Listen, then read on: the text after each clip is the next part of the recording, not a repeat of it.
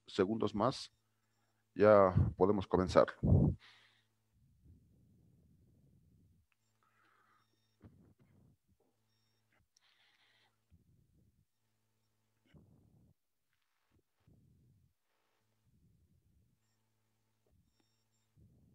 Bueno, voy a comenzar entonces la transmisión. Ahí está. Bueno, muy buenos días a todos. Bienvenidos a esta sesión especial del cuarto Congreso Internacional de Modelación Matemática. Estamos en la sesión de epidemiología y a continuación vamos a presentar la plática Modelo SEIR conformable para describir la epidemia COVID-19 en México, que presenta el doctor Jesús Emanuel Solís Pérez. El doctor Jesús es doctor en ciencias en ingeniería eléctrica en el área de control automático del Centro Nacional de Investigación y Desarrollo Tecnológico de la Universidad Autónoma del Estado de Morelos. Actualmente el profesor se encuentra haciendo una estancia postdoctoral en el Centro de Investigación de Ingeniería en Ciencias Aplicadas de la Universidad Autónoma del Estado de Morelos. El doctor ha publicado alrededor de 17 artículos en el área de métodos numéricos, ecuaciones diferenciales fraccionarias y análisis de control de caos. Pues sin más preámbulos, le damos la palabra al doctor Jesús. Le comentamos que tiene aproximadamente 20 minutos y al final haremos la sesión de preguntas y respuestas. Adelante, profesor. Muchas gracias. Bienvenidos sean todos ustedes. A continuación les voy a hablar acerca de un modelo SEIR conformable que desarrollamos para tratar de describir la epidemia de COVID en México. El contenido de la charla es el siguiente. Vamos a hablar un poco del escenario actual de México, los modelos matemáticos que se han desarrollado, la metodología que seguimos nosotros para realizar la propuesta de nuestro modelo, la validación, las conclusiones y finalmente las referencias. Según los datos reportados por el gobierno de México, al día de ayer contamos con 804,488 casos confirmados de COVID, 583,603 datos recuperados y lamentablemente 83,096 defunciones, siendo las principales causas de comorbilidad la hipertensión, obesidad, diabetes, tabaquismo, que representan alrededor del 59% de los casos reportados por el gobierno federal. Según el boletín diario de la PAO, México ya pasó a ser el país con la tasa más alta de letalidad de toda Latinoamérica. Pero la pregunta es, ¿a qué se debe este factor? ¿Por qué México tiene esta tasa tan alta? Nosotros podemos considerar el número de pruebas. Al principio de la pandemia, el gobierno consideró que solamente se harían el 100% de pruebas para casos graves, 10% para casos con síntomas leves. También podemos atribuirle a la estructura demográfica de los casos confirmados y las muertes, a los recursos disponibles en el sector salud, que esto va desde una menor infraestructura y menor recursos humanos para poder atender a esta epidemia. Estos dos factores podrían influir directamente en el número de pruebas. Y claro, no podemos olvidar la salud de la población. Recordemos que, de acuerdo con las estadísticas, somos un país con muchas personas con obesidad, con hipertensión, diabetes. Las preguntas que nos hacemos cuando hablamos de modelos, en específico de tratar de describir una epidemia, es ¿por qué modelar? ¿Por qué tratar de describir un proceso complejo? Regularmente partimos de un modelo simple para tratar de describir un fenómeno. Cuando este modelo no funciona, lo que hacemos es agregar variables, agregar funciones y agregar términos de interacción. Básicamente lo que hacemos es forzar a la naturaleza o la naturaleza del fenómeno a las herramientas matemáticas con las que contamos. Algunos de los modelos que se han reportado para tratar de modelar la dinámica de COVID en México son los siguientes. El modelo de Capistrán y colaboradores, que es un modelo de 2 ecuaciones diferenciales con 17 parámetros a estimar. El gobierno de la Ciudad de México propuso también su propio modelo de 9 estados, 14 parámetros a estimar. Uno de los modelos más completos, pero más complejos, es el de SC-Cosmo, de 8 estados, cuyos parámetros pueden ir desde 6, 7, 8 hasta n, ya que en una de sus ecuaciones hay una sumatoria. Y finalmente el modelo de Ricardo y Vargas, que es un modelo muy sencillo, de 5 estados con 8 parámetros. Pero la pregunta que nos hacemos, ¿por qué no partimos de lo más simple? Quizá lo más simple es lo más probable, aunque no necesariamente sea el modelo más correcto. Para ello vamos a considerar el modelo SEIR, comúnmente conocido ya en la literatura. En este caso lo tomamos del trabajo de Dukic. Sabemos que S representa a los susceptibles, E los expuestos y los infectados, R los recuperados, beta la tasa de infección, gamma y delta la tasa de el periodo de incubación y la tasa de recuperación. El escenario de simulación con este modelo que consideramos es el siguiente. El día 0 vamos a considerar el 19 de abril del 2020, con 8.261 casos confirmados, 2.627 recuperados y 686 fallecidos. Vamos a realizar esta simulación controlada, obviamente, durante 170 días para tratar de estimar a los 789.780 confirmados, los 81.877 fallecidos y los 670.034 recuperados reportados 170 días después de esta fecha. Los datos que ocupamos nosotros para realizar la simulación fueron obtenidos del repositorio de la Universidad Johns Hopkins. Para poder trabajar con este modelo SEIR clásico, lo que hicimos fue hacer una breve revisión de algunos trabajos reportados, donde trabajan modelos SIR, SEIR y SEIR-D. Verificamos cuáles son los parámetros que utilizaban algunos de las propuestas y en qué país se utilizó. La finalidad de hacer esta revisión es tratar de encontrar intervalos que me permitan a mí aplicar restricciones para un objetivo de optimización. Podemos observar, por ejemplo, que en el caso de alfa, considerando los países de China, Costa Rica, Corea del Sur, España, Italia y México, el mínimo está en 0.2 y el máximo está en 3.11. Verificando el trabajo de Rick y colaboradores, nos dice que beta está inferido entre 1.25 y 6.71. Repito, estos intervalos me van a permitir a mí realizar un objetivo de optimización. Los parámetros de simulación que consideramos se muestran en el cuadro 1, considerando un delta T de 1. ¿Sale? El número de la población lo tomamos de Waldmeters, actualizado al año de 2020, y consideramos el método de Runge-Kutta de cuarto orden. Aquí la pregunta, ¿por qué no interpolamos? En algunos trabajos que hemos revisado, observamos que los datos experimentales son interpolados para poder realizar las simulaciones numéricas. Visto desde un punto de vista de ajuste numérico, para nosotros interpolar datos experimentales significa agregar fallecidos, recuperados, infectados, cuando quizá no los hay.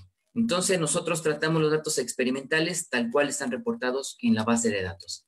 Una vez que realizamos el proceso de optimización, encontramos que los valores óptimos para el modelo SEIR clásico es 0.2881 para beta, 0.1 para gamma y 0.1994 para delta. Realizamos una simulación y podemos observar en la figura 1 cómo la curva simulada, que es la respuesta del modelo SEIR optimizado clásico, no alcanza a ajustar a los datos experimentales. Y lo mismo se puede apreciar en la figura 2 con el caso de los recuperados. Entonces, tenemos un problema. ¿Qué hacemos con este modelo? ¿Agregamos más parámetros? ¿Agregamos más estados?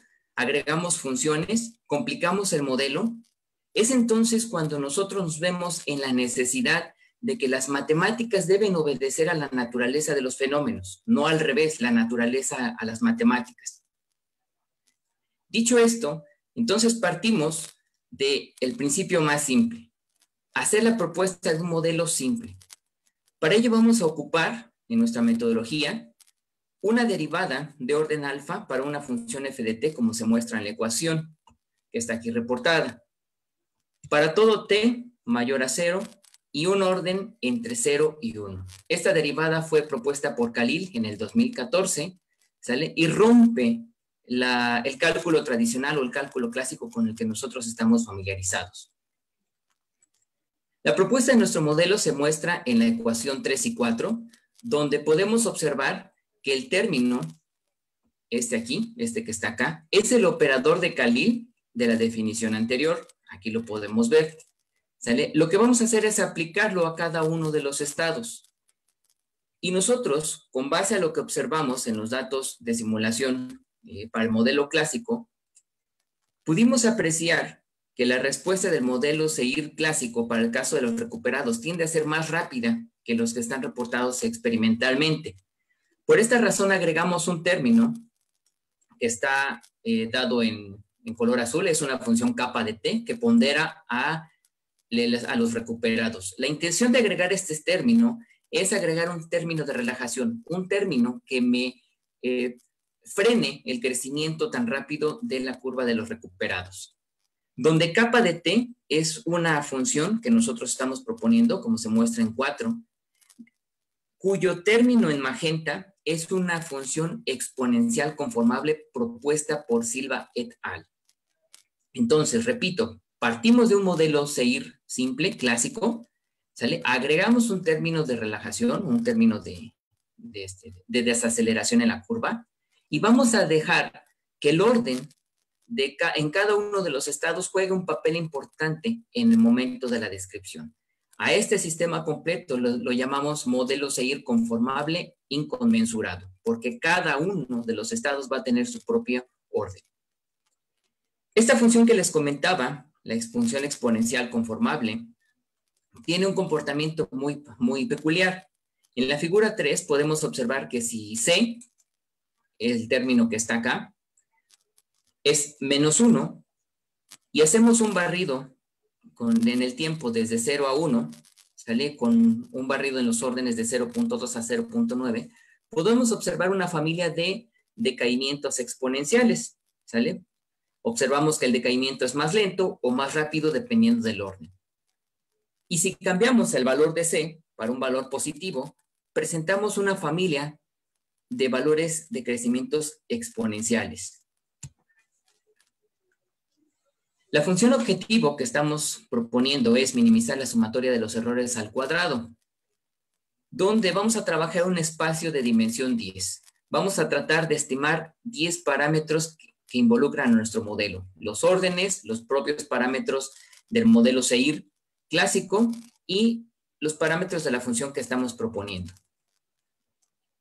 Y los vamos a restringir de acuerdo a lo que observamos reportado en algunos trabajos para modelos SEIR y SEIR-D y SIR para modelar el COVID.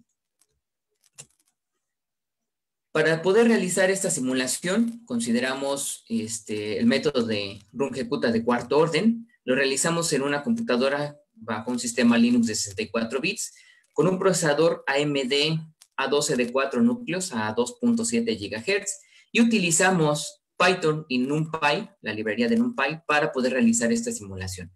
En 9 podemos observar que X1 hasta XD representan a los parámetros de nuestro modelo. Beta, gamma y delta son las primeras 3X. Alfa 1 representa al orden del estado de los susceptibles. Alfa 2 al de los expuestos. Alfa 3 al de los infectados. Alfa 4 al de los recuperados. Alfa 5 es el orden de la función exponencial conformable. C es el parámetro que me permite a mí simular comportamientos de decaimiento exponencial o de crecimiento exponencial. Y K0, que es un valor que me va a permitir hacer un ajuste.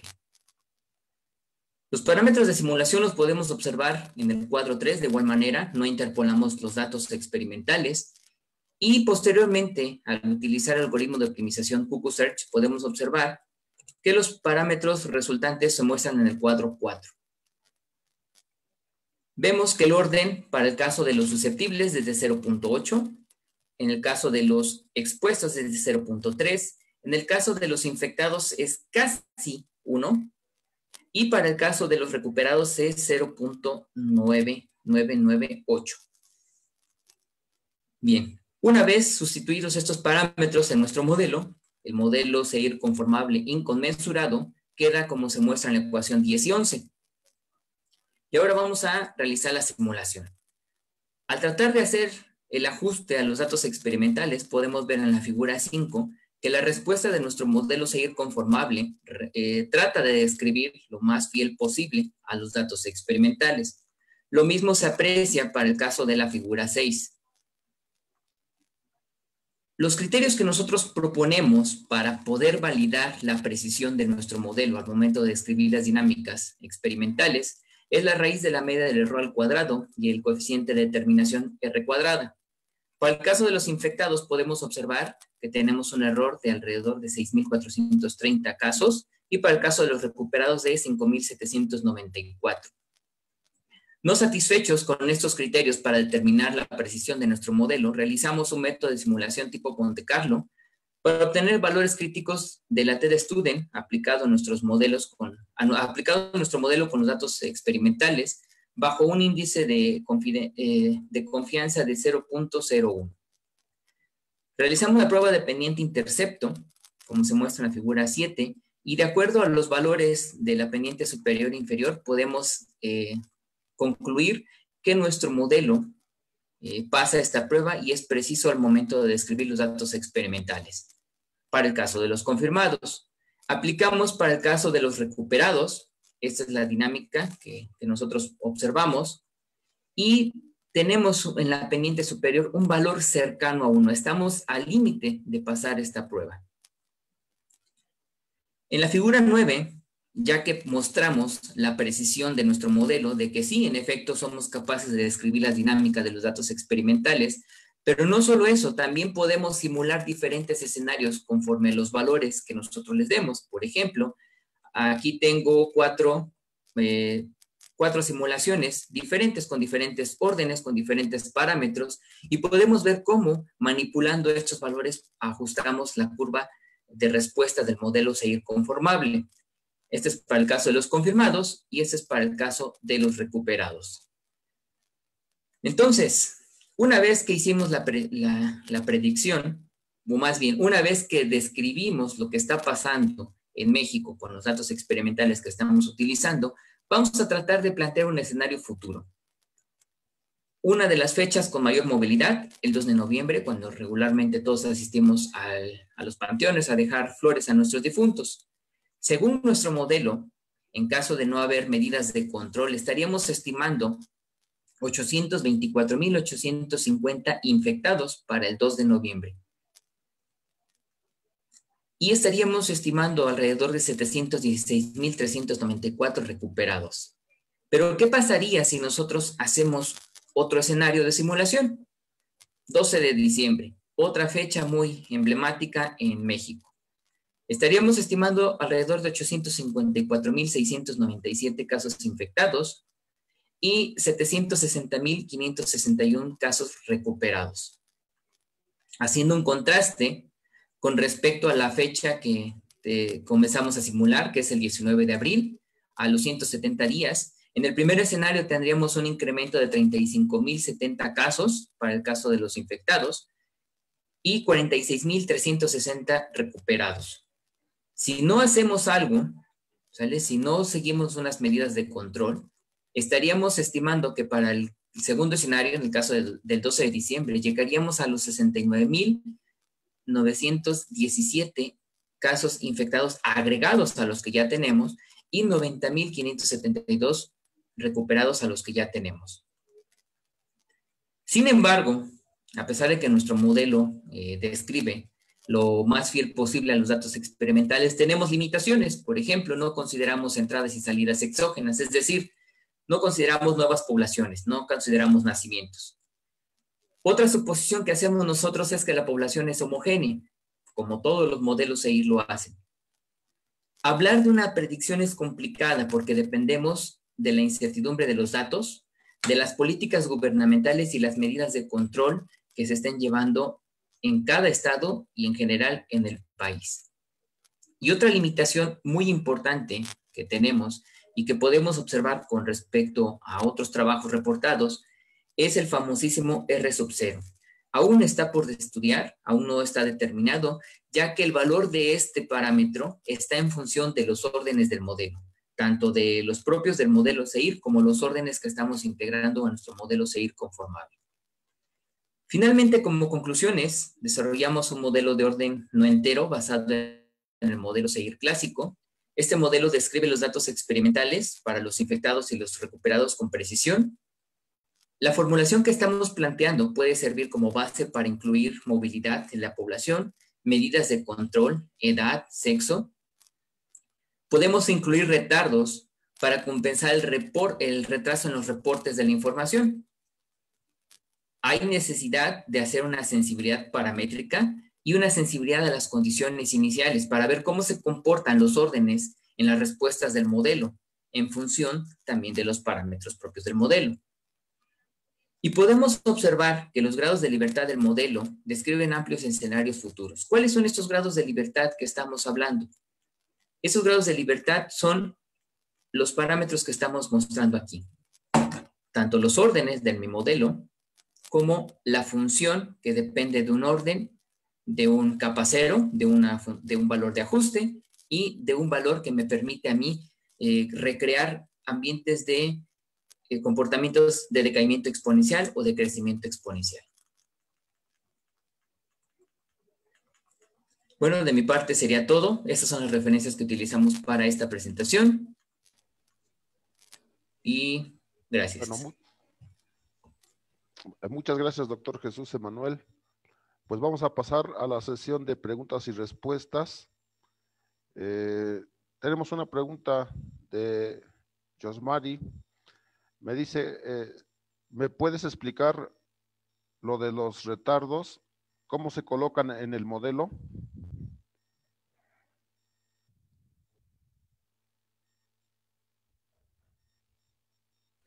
Ok, cuando hablamos de retardo, lo que hacemos es tratar de simular que en el reporte de los susceptibles va a haber un pequeño retraso al momento de presentar la dinámica del modelo. Los incluiríamos aquí, donde tenemos, por ejemplo, en SDT, tendríamos un T menos tau. En el caso de los expuestos, tendríamos el EDT menos tau, ¿sale? En el caso de los infectados, donde está IDT menos tau. Pero podemos también considerar que cada estado va a tener su propio orden, ¿por qué no cada estado va a tener su propio retardo? Esto, en efecto, complicaría más la interpretación del modelo.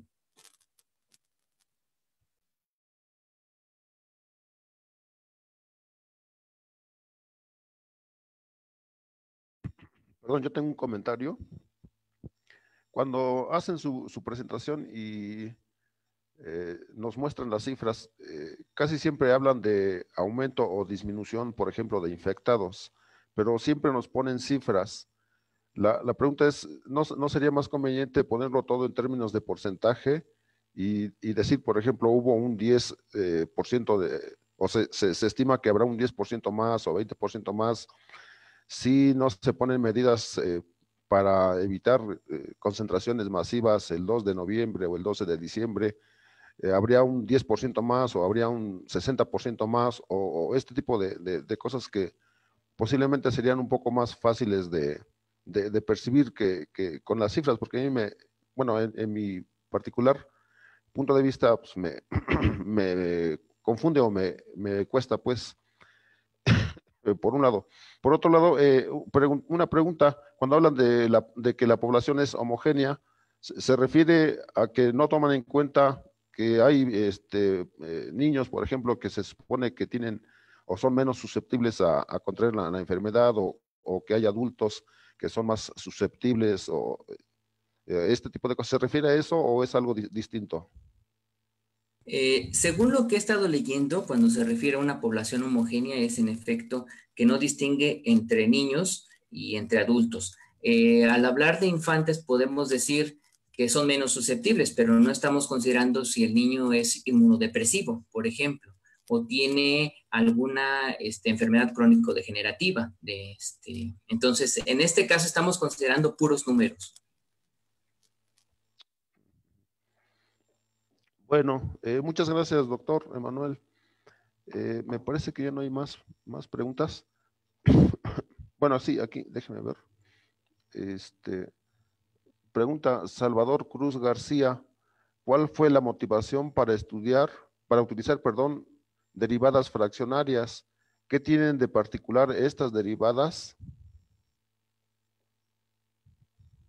Ok, respondiendo a la pregunta, Cuando hablamos de cálculo fraccionario, nos tenemos que referir a dos familias de operadores. Los operadores conformables, que no son formalmente un operador fraccionario, y los operadores fraccionarios. ¿Por qué decimos que los operadores conformables no son operadores formalmente fraccionarios? Me voy a regresar a la definición. Cuando hablamos de un operador fraccionario, hacemos referencia a que éste tiene un kernel asociado en su definición. Este kernel a mí me permite describir la memoria de un sistema. Es decir, si yo quiero saber qué va a pasar el día de mañana, yo tendría que considerar qué pasó el día de ayer, qué pasó el día de antier y qué pasó hace 3, 4, 5 días o hasta 6 días para poder realizar una mejor precisión. En el caso de los operadores conformables, no existe un kernel asociado a su definición. Por eso algunos autores consideran a este tipo de derivadas como operadores de transformación. Sin embargo, se ha observado en algunos trabajos que a pesar de que es un operador que está en función del tiempo y que describe comportamientos fractales, es capaz quizá no describir con mucho mejor precisión que un operador fraccionario, pero sí es superior a un operador clásico. Entonces, bajo estas premisas de los trabajos que hemos realizado, donde observamos que los operadores fraccionarios y los conformables describen mucho mejor la naturaleza de los sistemas en contraste del cálculo clásico, por eso decidimos hacer este trabajo, hacer un modelo conformable para demostrar que un operador muy sencillo, considerado por algunos como un operador de transformación, es capaz de ajustarse a la dinámica real de un sistema. Ok, muchas gracias, doctor. Bueno, ahora sí me parece que ya no hay más preguntas. Bueno, entonces, pues le damos las gracias al doctor Jesús Emanuel Solís Pérez por la plática, por la muy buena plática que nos dio. Y lo de la constancia, doctor, se lo vamos a enviar en su correo un poquito más adelante. Y nuevamente le agradezco la aceptación de esta plática, la muy buena plática que nos dio.